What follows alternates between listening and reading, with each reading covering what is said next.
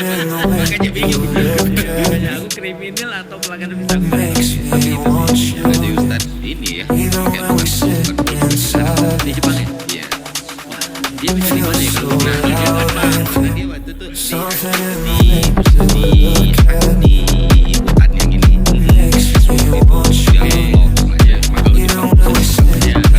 Jadi gimana dan hari-harinya tuh? Aku ngeliat semalam kayak iya, aku nontonnya subuh-subuh. Rekaman ulangnya, dapat gimana? Aku ngeliat sama ya, yang aku sampai tadi bahwa saya begitu ya sebenarnya ketika di Indonesia. Jadi banyak banget orang argumen tapi tidak berdasarkan apa ya fondasi atau basis yang benar. Kayak ngomong sembarangan. Terus kemudian ketika nggak mau buat argumen, kebanyakan orang-orang kita adalah teriak gitu kan ya, marah-marah atau otot gitu kan ya.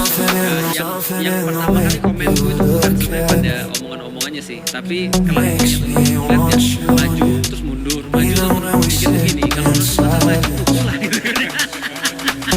Kalau maju mundur gitu kan ya. Kalau udah maju jangan mundur lagi gitu kan maksudnya. Kalau maju terus mundur lagi kayak gak serius gitu maksudnya. Kita sebagai orang yang pernah menghadapi orang yang sama ya, ada perubahan gitu.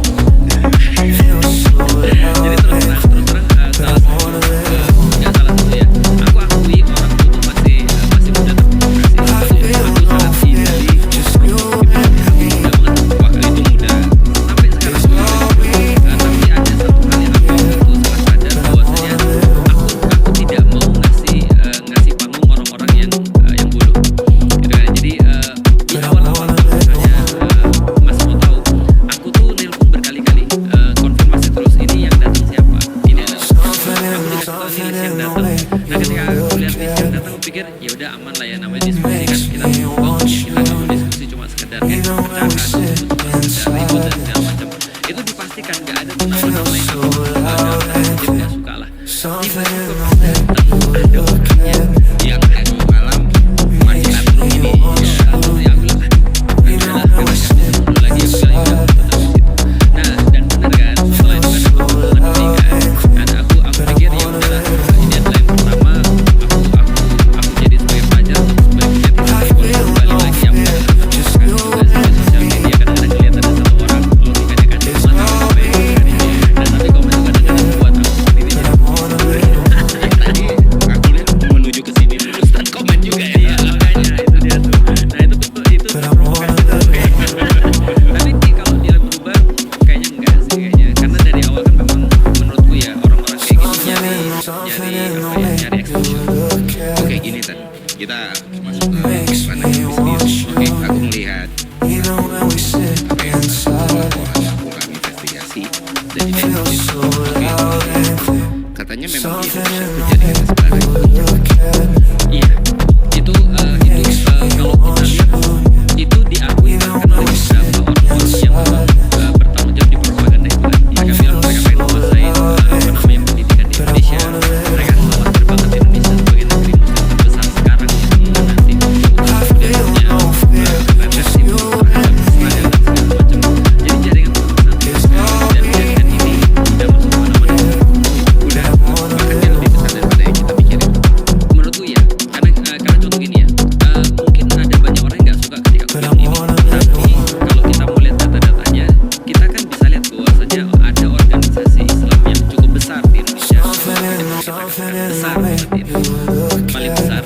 Ada hubungannya dengan itu kan? Oh iya, ada. Artinya mereka sudah menjalin hubungan kan? Artinya coba kayak gini misalnya, aku masih ingat banget di tahun 2000 kalau nggak salah ya, 2012 atau 2013. Pada saat itu aku komentarin Yakub Khalil Qomas, Yahya Khalil ketika kesana yang sekarang jadi ketua PBNU. Itu di sana dia memberikan satu pitch judulnya Picus, dan salah satunya adalah dia bilang bahwa di dalam Al-Quran itu hanyalah aku lupa kata dia kata juga cerita untuk teman-teman dahulu. Karena kita Al-Quran itu akan orang-orang dahulu saja. Aku lihat ada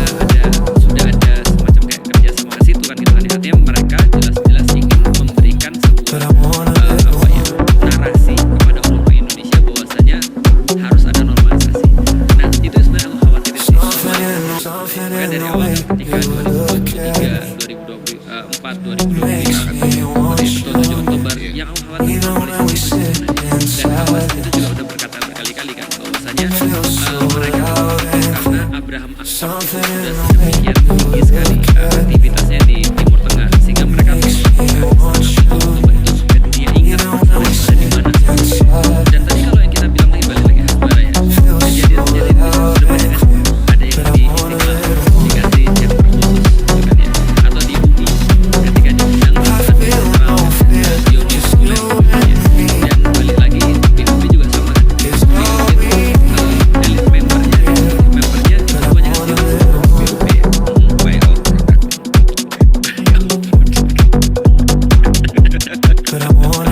Itu yang kita lihat banyak banget yang mempengaruhi. Jadi narasi-narasi itu semuanya ya bagian daripada Hasbara itu tadi. Dan dia sudah masuk di internal regulator kita kan. Kan tidak Mustafa Ali punya pengalaman friksi langsung bagian dari jadi.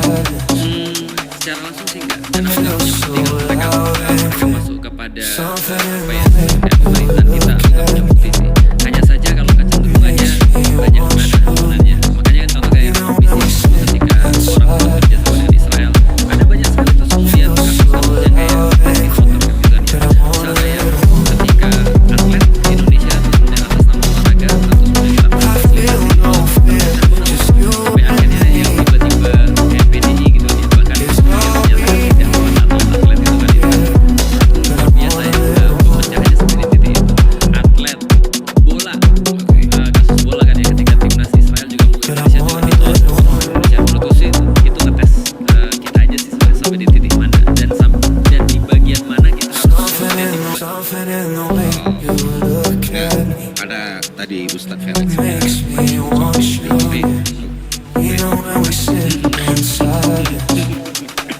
aku punya Elena. Oke, tapi nanti aku bikin ini dokumenterinya. Oke, kenapa kita harus bertahan juga di sini? Menurut Ustadz Felix, apakah kita harus share atau gimana gitu? menurutku bahkan gak ada alasan untuk bergabung di Dapur Sulit karena kenapa? Karena gini coba kita lihat namanya kan board of peace ya.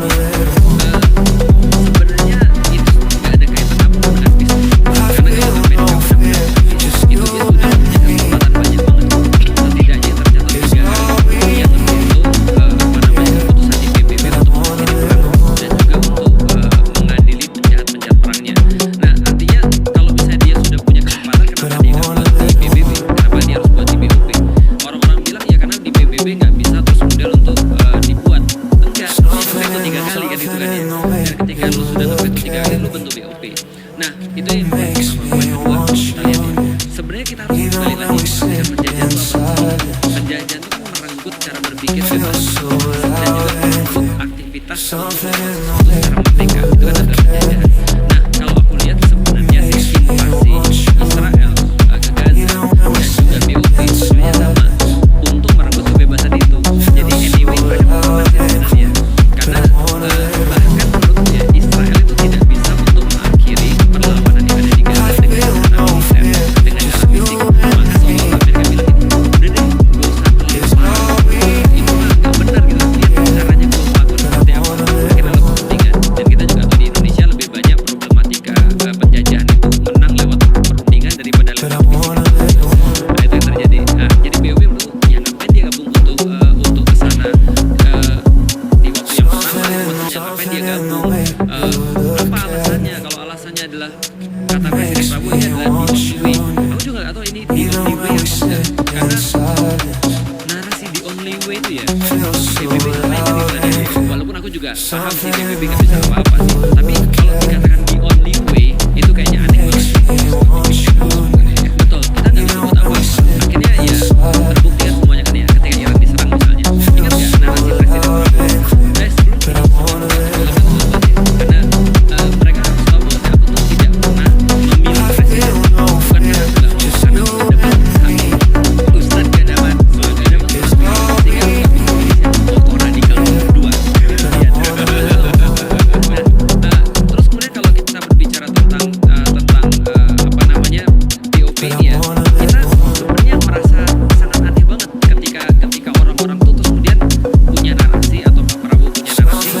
Aku pengen jelasin ini. Prabowo tuh keren banget pas dia lagi ceramah di TV. Di pertama kali ketika dia ceramah sebagai presiden itu keren banget. Kecuali 5 menit terakhir sih. Itu agak. Tapi ketika dia sudah ceramah itu bagus banget. Tapi narasi yang diberikan ketika BOP adalah semua akan bisa damai kalau kita menjamin keamanan Israel. Nah itu yang itu keliru. Kenapa keliru? Karena kalau misalnya itu enggak diulangi dong narasi yang sama di Iran. Ketika Amerika Israel nyerang Iran, ternyata presiden nggak ngomong semua akan bisa damai kalau kita menjamin keamanan Israel. Lah, kenapa nggak ada? Kenapa salah? Karena bagaimana mungkin kita membela dan menginvasi kejadiannya sama seperti di Gaza. Kejadiannya adalah Amerika Israel itu menginvasi Gaza. Berarti logika itu maksudnya juga dipakai ketika dia nggak komen tentang Iran itu maksudnya. Nah, Ustaz, tadi dari penjelasan Ustaz tadi kan ada kenapa sih jadi Amerika melakukan sini dan lain sebagainya. Nah, kemarin itu ada beberapa hipotesis yang juga yang udah bisa jadi tesis juga sebenarnya. Amerika punya perang dan konflik. Betul. Alasannya ada 2 LNG. Betul. Yang kan udah tahu ini orang udah banyak ya Israel itu namanya US. Betul. 40% senjata itu digeserkan oleh US. Perang Rusia Ukraina pemenangnya Amerika Serikat. Betul.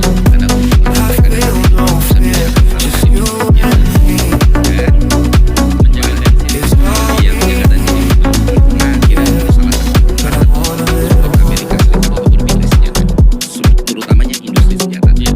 Dan industri senjata ini dari beberapa tahun terakhir yang mengakuisisi terakhir aku baca berita dan berbayar ya itu jadi mereka investasi besar-besaran di militer ini. Yang kemarin diminta teleponnya sama Betul. Jadi di industri senjata Trump itu dari segede itu industri senjata LNG gas cair. Jadi gini, 20 tahun yang lalu Amerika Serikat akhirnya mereka ketemu di lokasi wisata gede lah posisinya. Tapi sampai beberapa lama menguasain dominasi Rusia dan Rusia untuk daerah Eropa untuk gas karena untuk Asia karena kan nggak semua negara punya semua negara butuh gas. Nah, gas itu dicairin di LNG jadi bisa dikirim pakai kapal tanker segala macam dari Rusia ke Amerika. 40% supply gasnya Eropa itu dipegang sama Rusia. Ya, betul. Nah, sisanya negara kayak Korea, Jepang, Cina itu kan kalian punya. Ini lucu. Jadi bisnis senjata tadi kan udah gede banget. Tapi per tahun 2020 sekarang nih kan karena Rusia di Amerika, bisnis LNG produk set terbesar udah berpindah ke Amerika Serikat. Karena ketika perang Rusia Ukraina terjadi, itu kan perjanjian transaksi antara Rusia dan Eropa. Pindah semua orang Eropa ini belinya dari Amerika ke Amerika karena Rusia langsung lagi ya Rusia diboykot embargo terjadi dan harga dari Amerika nawarin lebih murah. Jadi dari 40% pindah market masih shifting nih ke Amerika Serikat. Udah ada data. Udah dapatnya itu ratusan miliar datanya ratusan miliar US dollar per tahun. Jadi kalinya itu kali dari 10 kali itu terjadi itu bisa sampai 8 sampai 13 kali lipat lebih besar. Nah, ketika Rusia ini lebih besar, ketika perang Rusia Ukraina terjadi makanya kita lihat Amerika bilang bantu Ukraina tapi sering ada friksi gitu kan, sering kayak ogah-ogahan gitu. Di sisi lain mereka bilang berlawanan sama Rusia tapi masih teleponan. Ya dari pihak Eropa dan Ukraina mereka dapat senjatanya dari masalah Rusia sama Eropa mereka dapat LNG ya. Itu aja udah gede banget makanya Lockheed, Boeing, TPS yang sahamnya naik terus perusahaan-perusahaan LNG itu naik ya. Nah, jadi pemahamannya baru aku dapat kita dan ini semua based on data dan follow the money ya. Kita balik ke Iran ya. Ternyata yang didapat di Rusia dan Ukraina ini bikin Rusia dan Ukraina ini kalau dibandingkan dengan Iran itu jauh lebih besar yang didapat Amerika di bisnis LNG. Ditambah lagi untuk investasi sama drone tanker jadi bisnis LNG Qatar itu belum tahu kapan sih kapan bisa balik lagi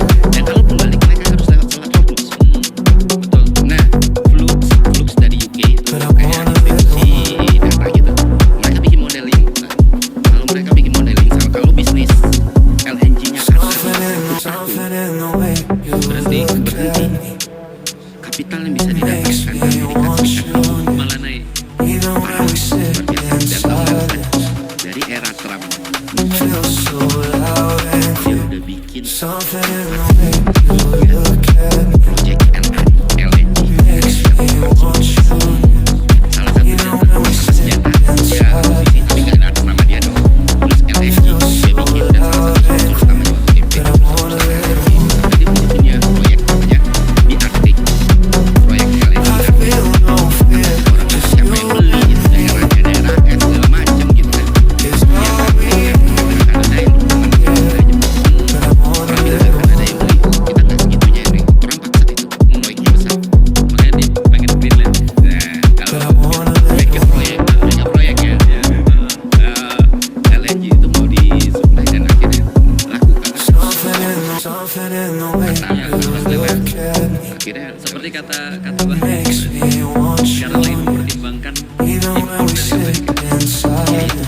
makanya kalau kita nggak lihat atau analisa tapi kalau kita follow Ya, udah jelas banget itu yang paling mudah. iya. Karena kalau kita follow depannya kita pasti tahu siapa Dan bahkan Trump ini bukan cuma membuat masyarakatnya sendiri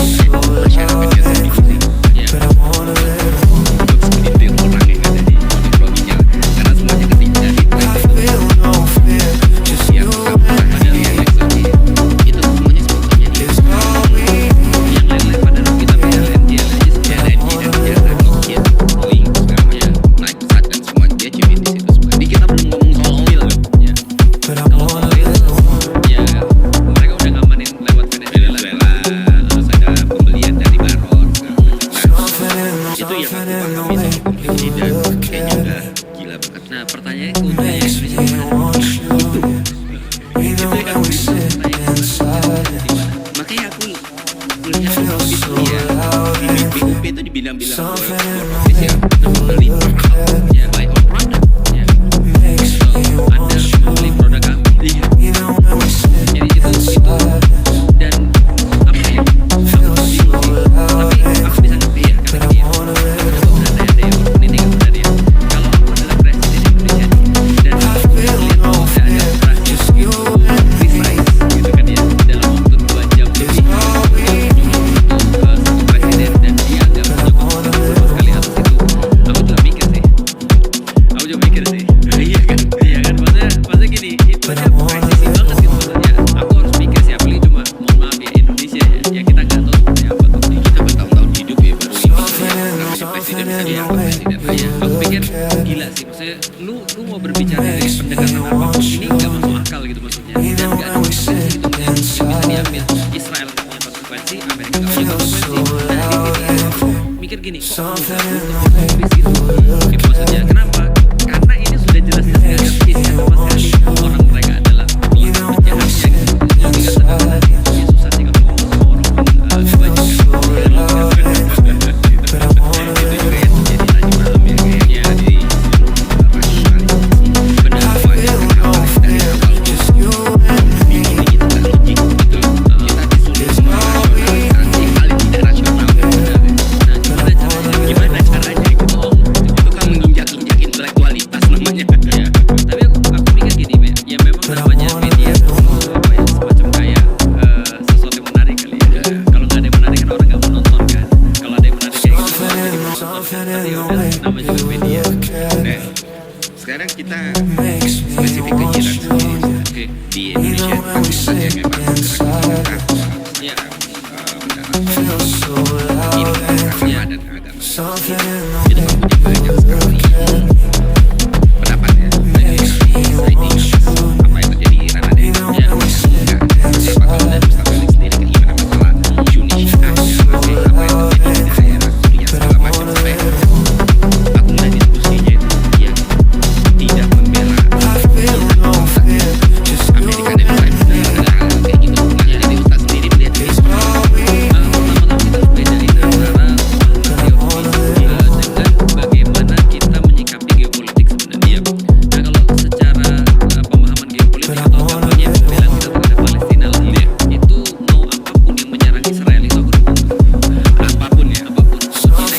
Israel gitu kan ya, atau mau Amerika nyerang Israel gitu kan ya, Buruh IG gitu ya. IG nyerang Israel gitu kan ya, bukan Harpol gitu kan ya, Ya itu fansnya jelas dari itu Israel. fansnya jelas, artinya secara pembelaan kemanusiaan Konteks agama. ya, dalam hal itu ya harus mendukung siapapun yang mereka itu berani untuk berdiri melawan kezaliman kan itu kan yang enemy is our enemy is my friend, itu artinya itu sudah jelas ini adalah enemy-nya kalau bukan enemy kita lagi gitu ya. Ketika dia mampu untuk bertahan, mampu untuk melawan, untuk membebaskan Israel, nah secara teologis pasti adalah mengikuti ya Iran di dalam Islam. Iran itu adalah suatu negara yang menganut namanya Syiah Isna Asy'ari. Jadi dia adalah Syiah 12 imam. Nah, bagian daripada keyakinan dia atau akidah dia adalah dia meyakini adanya 12 imam itu sebagai bagian daripada keyakinan. Nah, itu yang tidak bisa diterima oleh orang-orang Sunni. Balik lagi. Kita kan berbeda, tapi kan kita bisa saling terima, kita saling bisa ngobrol. Jangan kita dengan orang-orang yang bukan Muslim pun Katolik, masih orang Katolik yang secara jelas teologisnya lebih paham bedanya daripada Syiah kan? Atau misalnya secara ketemu orang Kristen, Buddha dan segala macam kita masih tetap bisa baik kan. Nah artinya balik lagi ketika perbedaan teologis ini tidak membuat kita juga harus berantem sebenarnya, karena bagaimanapun juga ya namanya agama didukung waliyadin. Dan kalau kita melihat Syiah misalnya, aku tidak mengatakan bahwa semua Syiah itu tidak cocok juga tidak cocok mengatakan bahwa Syiah itu adalah Islam, tidak cocok juga. Jadi aku memilah sih baikis, karena jangankan gitu mas, jadi gini ya, kita kan mengaku kita Sunni ya, tapi yang Sunni itu juga banyak yang sesat ya, terutama dalam kasusnya Palestina. Bahkan gak usah bicara tentang Sunni dan Syiah deh, dikatakan aku sering ditanya satu pertanyaan itu nggak bisa aku jawab sampai sekarang. Kita misalnya contoh, ada orang yang telepon, dia berdiri di pantai tempurnya Israel, dilindas gara-gara orang Palestina. Secara teologis dia bukan Muslim, tapi pertanyaan ketika aku ditanya dia masuk mana, surga atau neraka, dia bingung. Karena secara teologis dia bisa jawab, tapi secara kemanusiaan itu salah. Jadi yang bisa jawab adalah aku berharap mudah-mudahan Allah sudah ngakuin dia sebagai seorang Muslim. Karena kenapa? Karena di saat yang sama ada orang yang dikatakan Sunni yang memang dia adalah mayoritas Islam, tapi dia terhadap semua itu dia bahkan bisa jadi belum mati mungkin sekarang, atau karena itu maksudnya dia tangannya belum mendarat kaum muslimin itu maksudnya. Di titik itu aku ditanya dia masuk surga atau neraka, aku tuh secara teologis, tapi secara kemanusiaan nggak bisa di stop right. Jadi Allah lebih tahu dengan apa yang mereka lakukan, dan Allah lebih tahu tentang balasan yang terbaik buat mereka. Nah, ini bagiku juga ketika kita bicara tentang apakah semua Syiah adalah Islam atau tidak, sebagaimana tidak semua Sunni adalah Islam. Apakah semua Syiah adalah bukan Islam? Tidak juga, karena tidak juga pastinya ya semua Sunni juga pasti bukan berarti tidak Islam. Artinya aku lihat ya persis. Nah kalau dalam case Iran ya apapun yang terjadi perbedaan teologis antara kita dan mereka tidak cukup untuk semua kita berantem sebenarnya. Betul. Dan secara kemanusiaan kita tahu sendiri kan Iran itu sempat jadi epicentrum peradaban. Iya, Islam yang luar biasa sekali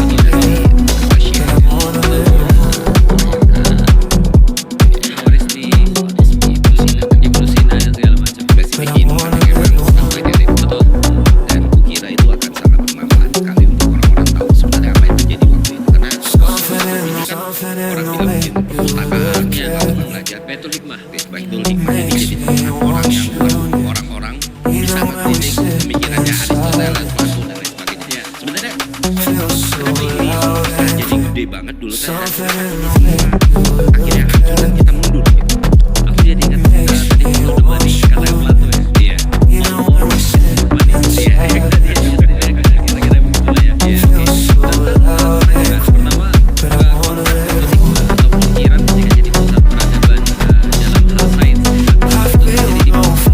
Jadi ketika orang-orang Kristen jadi Islam dan terus kemudian jadi Sunni, jadi kemudian mereka membangun sebuah safe house sebenarnya untuk orang-orang seluruh dunia. Dan kita tahu pada saat itu adalah persekusi terhadap orang-orang pagan dan orang-orang yang ateis itu besar sekali.